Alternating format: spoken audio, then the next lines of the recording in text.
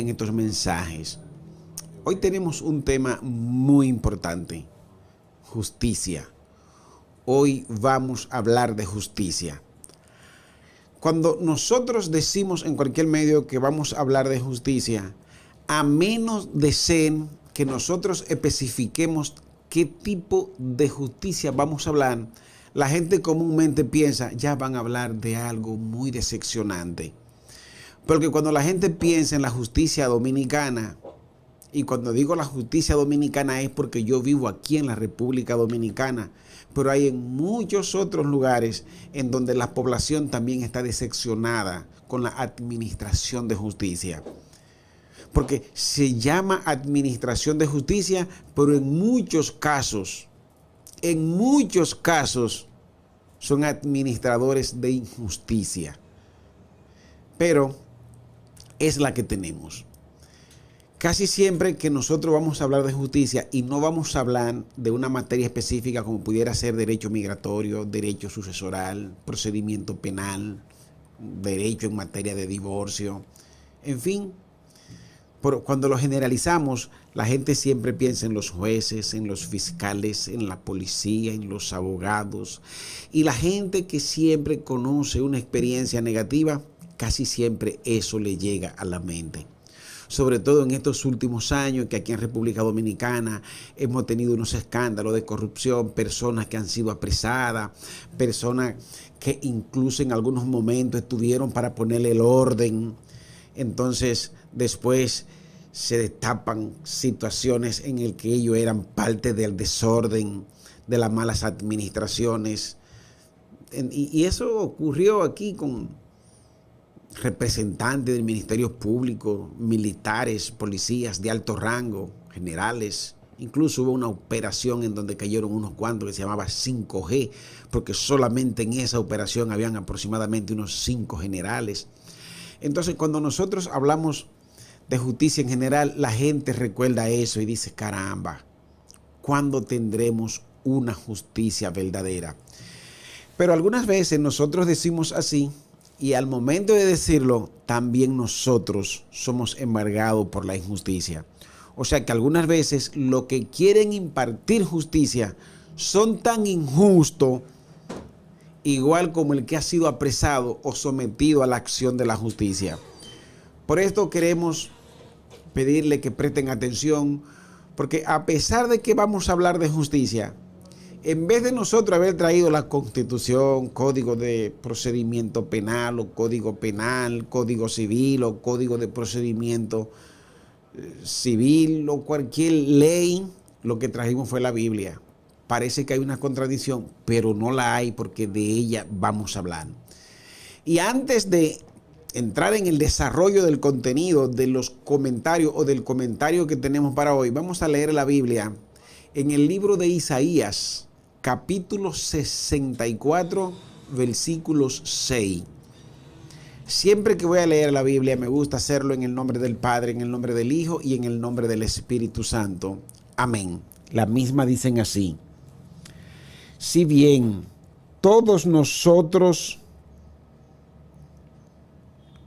somos como suciedad, oiga bien, no sociedad, sino suciedad, y todas nuestras justicias como trapo de inmundicia, y caímos todos como la hoja, y nuestras maldades nos llevaron como el viento. Santo. Sabe que precisamente por ese concepto que ustedes tienen de justicia, porque ustedes han visto tantas cosas, que eso le ha generado tanta decepción, por cosas similares, ante Dios la justicia humana es como trapo de inmundicia. Por eso es importante que nosotros tratemos siempre de agarrarnos de Dios, porque es en Dios que nosotros vamos a encontrar las respuestas precisas, las respuestas necesarias en cada circunstancia, porque la justicia del hombre ante Dios es como trapo de inmundicia. Y es penoso ver en algunos casos, sobre todo cuando son escándalos que sensibilizan el corazón de la sociedad, en donde hay personas que después de verse involucrada en algunos actos, la población, los familiares, el entorno, tiene que amotinarse frente a los tribunales. Y eso es asqueroso. Digo asqueroso porque eso no debe suceder.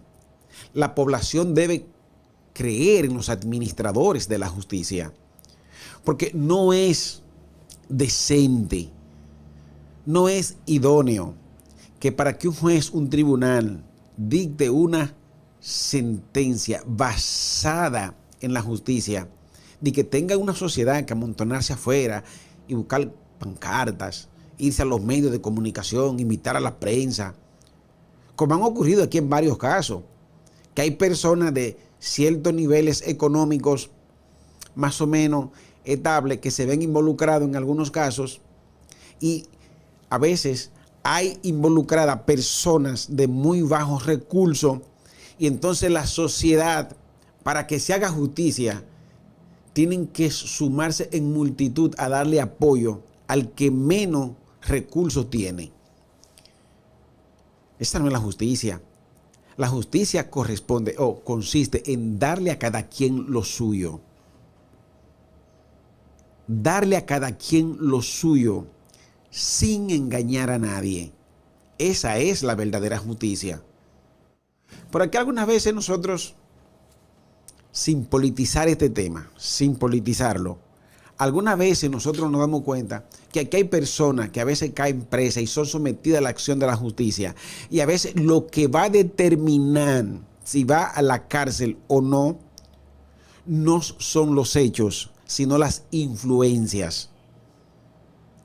Y lo grande es que hay personas que son beneficiados de esas influencias, son beneficiados por personas que en algunos otros casos hablan de justicia independiente, de que deben haber administradores que no tengan compromiso con ningunos sectores, pero al final todo se queda en dicho. Pero algunas veces, los mismos que están clamando justicia afuera con una pancarta, llamando a la prensa, también entre ellos hay injusticia, aunque en ese momento quiere justicia. Nosotros debemos acercarnos a Dios para que Dios limpie nuestros corazones y seamos verdaderamente limpios de toda inmundicia delante de Dios. No sé si ustedes recuerdan una ocasión en la que Jesús estaba en sus labores como hombre de Dios. Eso está, la historia que le voy a narrar o a la que me voy a referir está en el capítulo 8 a partir del versículo 1 del libro de San Juan. Y a Jesús le han llevado una señora que la habían encontrado en una falta tan grande que la ley establecía que la mujer que era sorprendida en esa falta o en una similar era asesinada por la sociedad, apedreada en una plaza pública. Ese tipo de ejecución tenía doble sentido. Primero, sancionar a la que lo hizo para que no lo haga. Y segundo, llevar el mensaje educativo a las demás de que estén todas convencidas de que la que lo hiciera corría la misma suerte. Por eso lo hacían en público. El hecho es que aparentemente en esas actividades participaban personas que no eran justas y actuaban asesinándola, linchándola, exigiendo justicia. Y a Jesús le han llevado la mujer para que Jesús les orientara qué podían hacer, porque como Jesús profesaba la vida, la paz, pero la ley establecía que esa mujer podía ser pedreada y que fuese muerta en público. Entonces llevan la mujer donde Jesús y le piden una opinión a Jesús.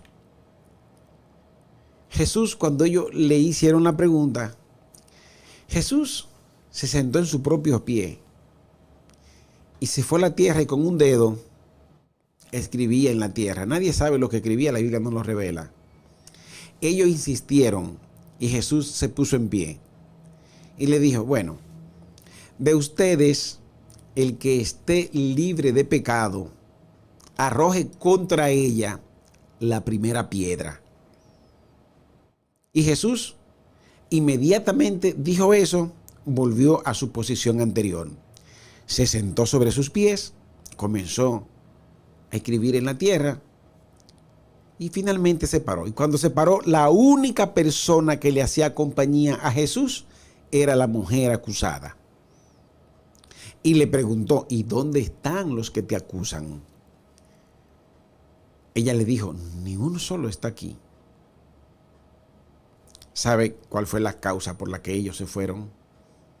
Porque su conciencia les reveló lo injusto, lo impuro que eran ellos. Pero, oigan, ellos andaban buscando hacer justicia o que se hiciera justicia en contra de alguien que había cometido un error. Y de ellos ni uno solo, desde lo más chico hasta lo más viejo, no había uno solo que estuviera apto para tales cosas, porque todos eran injustos. Dicho todo esto, porque algunas veces nosotros exigimos justicia, pero justicia entre comillas, porque de acuerdo al interés que tengamos nosotros en el proceso o la intención que tengamos nosotros, a veces lo que pedimos no es justicia, aunque decimos justicia, pero no es justicia, sino condena. Porque pedimos justicia. Entonces, cuando hay insuficiencia de pruebas aportadas al juez que impartirá la justicia, el juez pone en libertad al imputado, entonces la sociedad se enardece, se incomoda. Y algunas veces se incomodan con justa causa, porque algunas veces hay muy mala administración. Pero vemos los medios vociferando y las personas diciendo. Y cuando uno investiga su prontuario, y a veces no tiene uno que investigarlo, sino hablar con él para que él, antes de exigir justicia, recurra a su conciencia, encontramos o se encuentran tantas cosas que perdemos la calidad para hacer esas exigencias, como ocurrió en el caso de los que intentaban apedrear a aquella señora porque había cometido una falta. Nosotros queremos aprovechar esta oportunidad para pedirte a ti que nos escucha, no piensa en los demás, no piensa en el que te queda al lado, no piensa en el vecino, no piensa en el primo, piensa en ti. La justicia de nosotros los seres humanos delante de Dios son como trapo de inmundicia. Le hemos faltado tanto a Dios, pero aún así Dios nos sigue amando. Le hemos faltado tanto, tanto, tanto, que Él nos sigue amando gracias a sus infinitas misericordias, o su infinita misericordia. Yo creo que la misericordia de Dios no es algo singular, es algo plural, sus misericordias, porque son tantas las veces que Dios nos da beneficio con esa inagotable paciencia para con nosotros, que debemos aprovecharlo para nosotros entregarnos a Él y hacer su voluntad. Yo sé que algunas veces nosotros queremos que el Señor nos dé fuerza para resistir, vivir, para poder vivir en donde se practica tanta injusticia. Yo sé que algunas veces tenemos que hacerlo, pero también debemos pedirle fuerzas a Dios y conocimiento para que nos ayude a nosotros mismos a ser justos. Porque a veces pensamos en la podrida que está la justicia, y a veces en los administradores y auxiliares de la misma, llámese la policía, las Fuerzas Armadas, la Fiscalía, que son auxiliares de la justicia. A veces pensamos en la descomposición que hay allá, y en nosotros como seres humanos en términos individual, en el seno de nuestra familia, cómo nos portamos nosotros con lo que nos corresponde.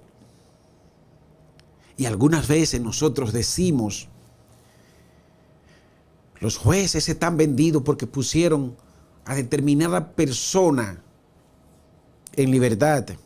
Y nosotros cuando llegamos al semáforo, si no hay un policía, que dirige el tránsito o que nos esté vigilando, nos vamos en rojo. Algunas veces si vemos una persona que físicamente se ve bien y atractiva, olvidamos que tenemos nuestra pareja y le somos infieles. Hablamos mentira. Decimos una cosa y hacemos otra. Y queremos una buena administración de justicia. Y a veces estamos exigiéndole a los demás que saquen de sus ojos esas pequeñas pajas que no le permiten ver. Y nosotros tenemos vigas, tenemos troncos en lo de nosotros. ¿Qué crees si nosotros dejamos de ver menos hacia los lados y nos enfocamos en Dios y en lo que hay en nosotros? La Biblia dice en el libro de Jeremías, capítulo 17, versículo 7, bendito el varón que confía en Jehová y cuya confianza es Jehová. Si la Biblia se hubiese escrito hoy, dijera, bendito el ser humano. Porque cuando la Biblia dice hombre, también incluye a la mujer. Pero nosotros diríamos, bendito aquel ser humano cuya confianza es Dios.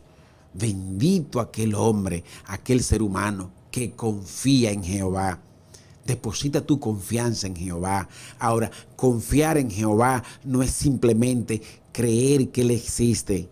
Confiar en Jehová es hacer conforme Él nos manda.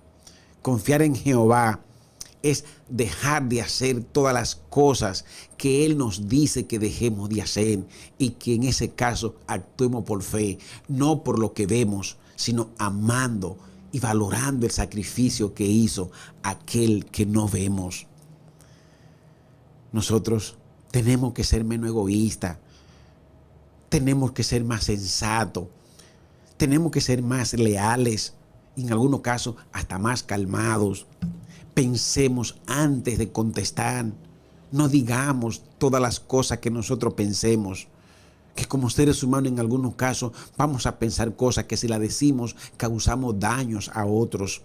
Más bien, pidámosle a Dios que nos ayude a modificar nuestro estilo de pensar, porque nuestros pensamientos pueden convertirse en nuestros dichos en nuestros hechos en nuestros hábitos, y de nuestros hábitos depende el nivel de relacionamiento que tengamos con los demás y la intimidad que tengamos con Dios. El éxito de cada uno de nosotros no depende en las obras de los demás, sino en la de nosotros mismos. Propongámonos a partir de hoy ser personas de mejores hechos.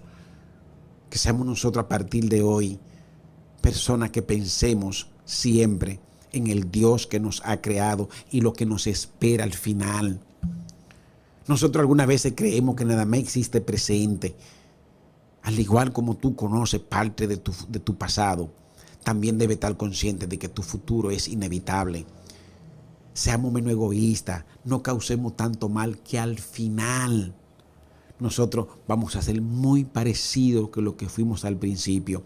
Y cuando digo esto es, tú recuerdas, o por lo menos tienes la noción de que cuando tú naciste era algo indefenso o alguien completamente indefenso. Así será en el futuro si Dios te da larga vida. Cuando tú naciste era tan indefenso que alguien tuvo que darte tu primer baño. Es muy posible que si Dios te da larga vida, al final alguien tenga que darte tu último baño. No pensemos en hacerle mal al otro, como que nosotros somos vitalicios. Señor, esas son ilusiones que algunas veces nos embargan y nos conducen al mal y a la infelicidad. Pero tenemos un Dios con los brazos abiertos que nos dice, vengan a mí todos aquellos que están trabajados y cargados y yo los haré descansar. Vengan a Dios y entreguémonos a Dios de corazón para que nuestras obras sean agradables delante de Dios. Para que esa justicia que nosotros esperemos de los demás, primero sea impartida hacia los demás de parte de nosotros. Así no solamente agradaremos a nuestro Dios, sino que seremos más felices cuando en nosotros hayan aspiraciones, pero no avaricias. Seremos personas distintas. Cuando en nosotros hayan ciertos niveles de gratitud más elevados, primeramente a Dios y luego a todas esas personas que han hecho por nosotros, eso nos va a comprometer a hacer nosotros cosas importantes por los demás. No nos desesperemos, que no estamos solos. Si nosotros somos conscientes de que Dios puede ayudarnos a hacer el bien, también estemos pendientes de que Dios nos ve cuando hacemos el mal. Si Dios te ha prometido algo y tú esperas ese algo de Dios, porque Dios no olvida lo que te ha prometido, también piensa que si Dios te ha llamado para que tú seas una persona buena, Dios ve que tú eres una persona mala y que debe cambiar. Nosotros separados de Dios no podemos hacer nada, pero cuando estamos en sus manos, nosotros podemos decir, lleno de júbilo, lo que dice Filipenses, su capítulo 4, versículo 13. Todo lo puedo en Cristo que me fortalece. Que Dios te bendiga y hasta una próxima entrega.